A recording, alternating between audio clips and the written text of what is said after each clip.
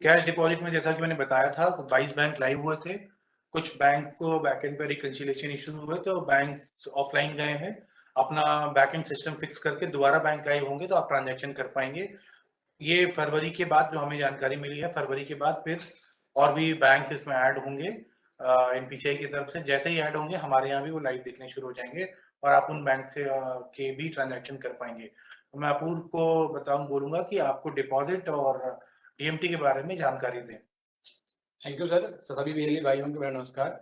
जैसे कि कृष्ण सर ने बताया है कि ईपीएस कैश डिपॉजिट सर्विस अभी हमने रिसेंटली लाइव करी है अपने ईपीएस पोर्टल पे, जिसमें कि अभी हमारे पास 24 बैंक लाइव हैं, लेकिन 24 बैंक में से अभी 4-5 बैंक ही एक्टिव है जिसपे डिपॉजिट ट्रांजेक्शन हो रहे हैं। जैसे कि एयरटेल पेमेंट बैंक है, इंडिया पोस्ट बैंक है, इक्विटास बैंक है। ऐसे 2-3 बैंक है जो अभी अभी लाइव है।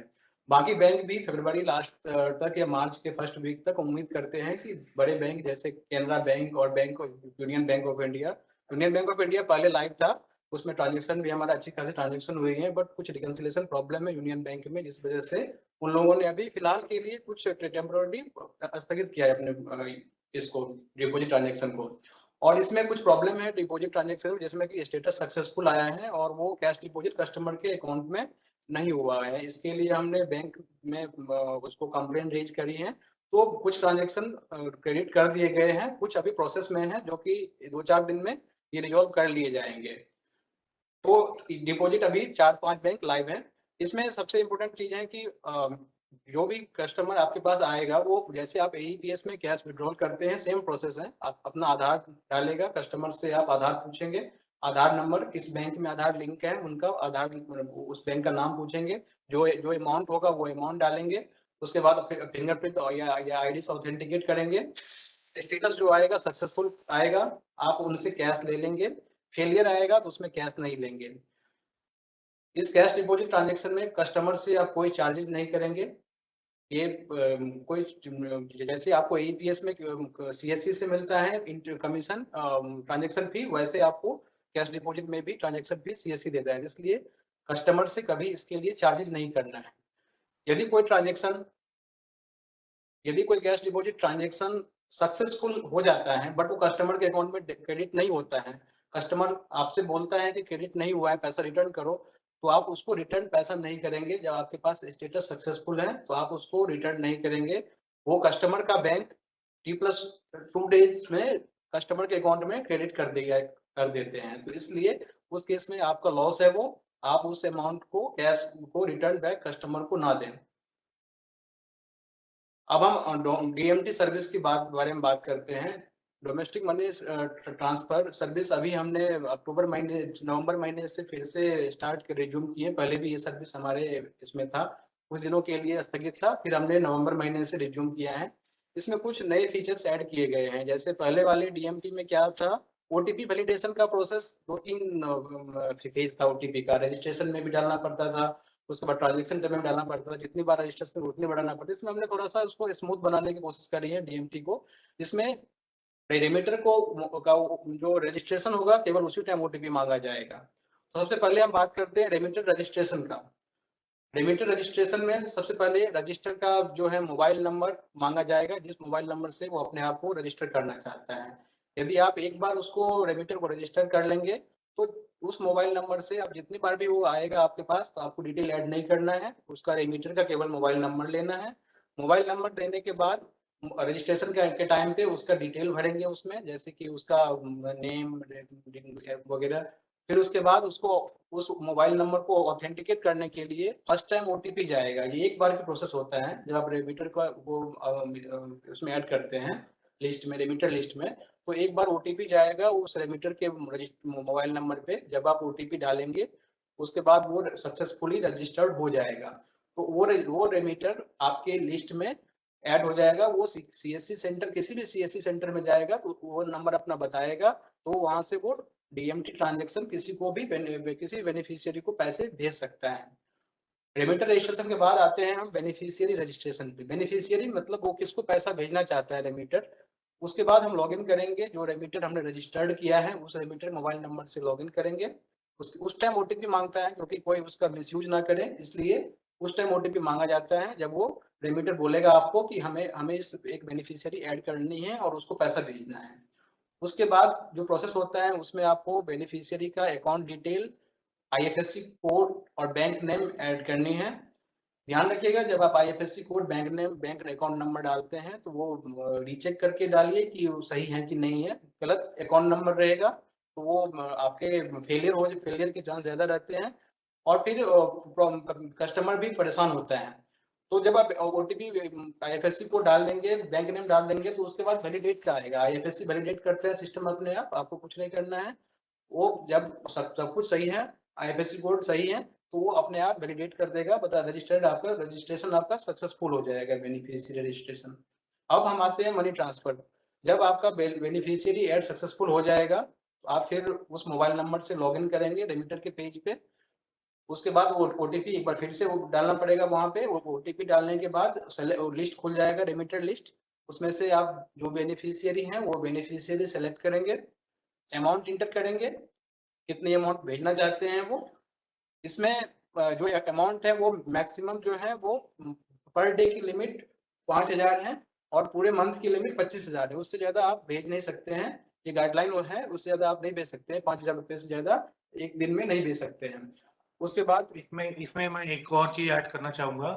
जो लिमिट है पर ट्रांजेक्शन 5,000 है और मंथली 25,000 है, तो वो चाहे आप एक दिन में कर लें या एक महीने में करें, ऑप्शन आपको अवेलेबल है। एक बार में चाहे तो 25,000 रुपए की भी ट्रांजैक्शन आप कर सकते हैं एक कस्टमर का, बट एक बार 25,000 किया, दोबारा उस कस्टमर का ट्रांजैक्शन या उस रेमिटर का ट्रांजैक्शन आप नहीं कर पाएंगे। ये जो है जो आरबीआई गाइडलाइन है इसके हिसाब से है और उस हिसाब से हमने बढ़ाया। पहले हम 5,000 का ही लिमिट देते थे, अभी एक बार में पूरे 25,000 ट्रांसफर कर सकते हैं। ये सुविधा ऐड कर दी गई है डीएमटी सर्विस में, डीजीपे में। आपको कंटिन्यू। Thank you sir. तो जैसे कि सर ने बताया कि 25,000 तक की लिमिट आप कर सकते हो पूरे मंथ में। यदि वो एक दिन में एग्जॉस्ट हो जाता है, लिमिट खत्म हो जाता है, तो एक दिन में खत्म हो जाएगा। बहुत सारे वीएलई हमें क्वेरीज रेज करते हैं कि हमने ट्रांजेक्शन करा, उसके बाद 25,000 ट्रांजेक्शन कर दिया, उसके आगे नहीं हो रहा। तो ये 25,000 ज्यादा नहीं हो रहा है। जब आप ट्रांजेक्शन इनिशिएट करेंगे तो ट्रांजेक्शन की रिस्पॉन्स के लिए आपको वेट करना होगा।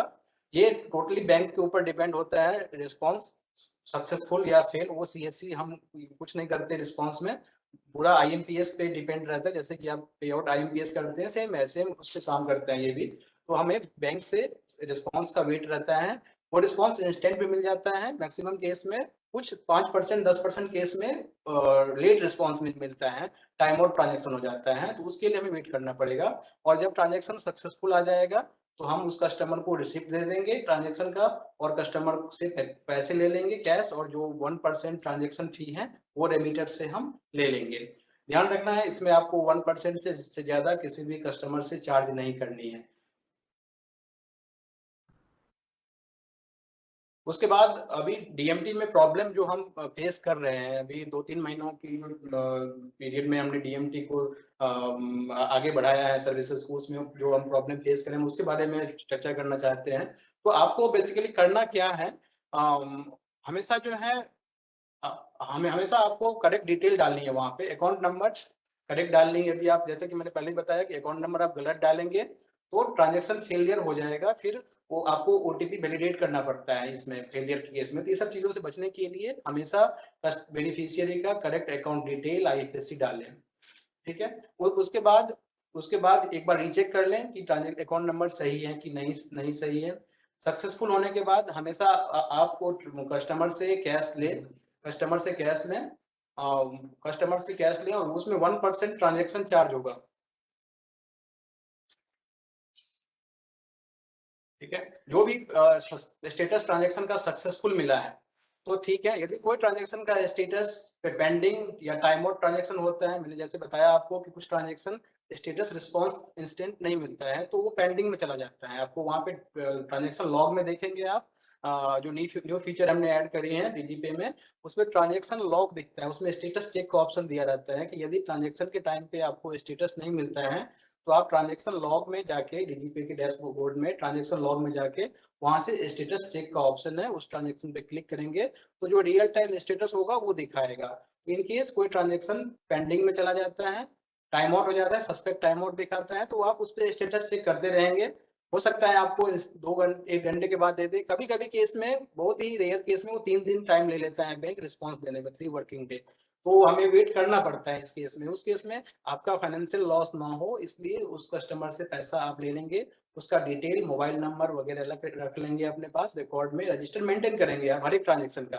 तो उसमें आप इसको ऐड कर लेंगे रजिस्टर में कि इन केस यदि आपका ये फेलियर हो जाता है तो उस कस्टमर को कॉल करके आप बुला के उसको पैसा दे देंगे, ओटीपी वेरीफाइड, ओटीपी वेरिफिकेशन के बाद पैसा दे देंगे। तो इसमें आपको फाइनेंशियल लॉस ना हो, इसलिए पेंडिंग और फेलियर के टाइम आउट ट्रांजेक्शन में आपको पैसा कस्टमर से लेना है, ठीक है। और कोई ट्रांजेक्शन यदि फेल्ड हो जाता है, अब हम फेलियर ट्रांजेक्शन की बात करते हैं कि इसमें जो न्यू पहले के डीएमटी और अभी के डीएमटी में जो अंतर है वो ओटीपी वैलिडेशन का है। जो पहले का डीएमटी प्रोसेस था उसमें ओटीपी का वैलिडेशन का नहीं है, बट गाइडलाइन है आरबीआई का जिसमें कि ओटीपी वैलिडेशन मस्ट है फेलियर ट्रांजेक्शन का, जिससे कस्टमर के साथ धोखाधड़ी ना हो। तो इसलिए ओटीपी वैलिडेशन का इसमें प्रावधान है। जो भी ट्रांजेक्शन फेल्ड होगा वो ट्रांजेक्शन ओटीपी वैलिडेशन के बाद ही आपके वॉलेट में रिवर्स होगा। तो इसीलिए ये सबसे इम्पोर्टेंट चीज मैं बताने जा रहा हूँ आपको कि जब भी कोई ट्रांजेक्शन फेल्ड होता है तो आप उस ट्रांजेक्शन पे जाके क्लिक करेंगे। ये हम लोग मैनुअल रिवर्सल नहीं करते यहाँ से, इसलिए हम इसमें कुछ भी नहीं कर सकते हैं फेलियर ट्रांजेक्शन के बिना आपके ओटीपी वैलिडेशन के। तो जो भी वीएलई अभी डीएमटी किए हैं और उनको ओटीपी का, ये डीएमटी का फेलियर डीएमटी का रिफंड नहीं मिला है, तो वो उस ट्रांजेक्शन न्यू रिलीज जो डीजीपे का 6.6 डेस्कटॉप 6.8 एंड्रॉइड इंस्टॉल करेंगे। उसको उस न्यू रिलीज इंस्टॉल करने के बाद उस ट्रांजेक्शन पे जाएंगे जो ट्रांजेक्शन आपका फेल्ड है। उसके उस ट्रांजेक्शन पे क्लिक करने के बाद आपको उस पे ओटीपी जनरेट ओटीपी का ऑप्शन आएगा। ओटीपी डालने के बाद वैलिडेशन रेमिटर के पास जाते हैं, जो रजिस्टर्ड अकाउंट मोबाइल नंबर डाला है आपने, उस रेमिटर मोबाइल नंबर पे ओटीपी जाएगा। तो इसलिए उस मोबाइल नंबर रखना जरूरी है आपके पास, आपको पता रहना चाहिए कि किसका ये कस्टमर का है, आप उस कस्टमर को बुला के पैसा दे सके। इसलिए मेंटेन करिए रजिस्टर। जैसे ओटीपी वैलिडेट